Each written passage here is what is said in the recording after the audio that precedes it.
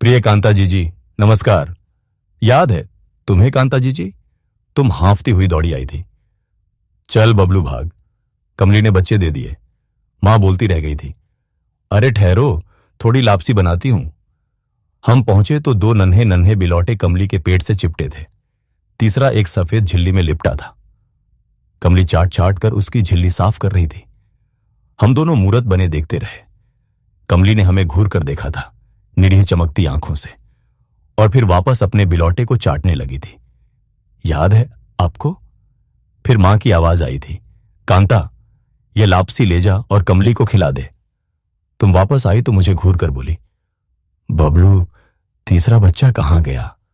मेरी आंखें फटी हुई थी। डर के मारे मेरी जीभ सूख गई थी। मैंने अटक अटक कर धीमे से कहा था, कमली खा गई। तुमने रुआंसे होकर मां को आवाज दे दी थी, मां मां। कमली अपने बच्चे को खा गई। मां को जैसे अंदेशा था।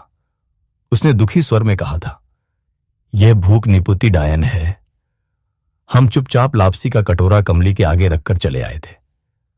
हमें विश्वास नहीं हो रहा था कि एक मां अपने बच्चे को कैसे खा सकती है। हम बच्चे थे। मां ने भी हमें पूरी बात नहीं बताई थी। तुम्हें मैं क्या बताऊं, तुम तो अब खुद एक मां हो, जानती हो। बस इसलिए बता रहा हूं कि मुझे मां का यह अनूठा त्याग अब समझ में आया है। जी, अगर कमली अपने एक बच्चे को नहीं खाती तो उसे पता था कि उसके तीनों बच्चे भूख से मर जाते। उसे अपने बच्चों को बचाने के लिए छाती में दूध चाहिए था। मैंने उसकी आंखों में वह पीड़ा देखी थी जब वह अपने बच्चे को खा रही थी। उसे थोड़े ना पता था कि मेरी जीजी उसके लिए गरम गरम लापसी लेकर आ रही है। अपना ख्याल रखना। आपका सहोदर बबलू।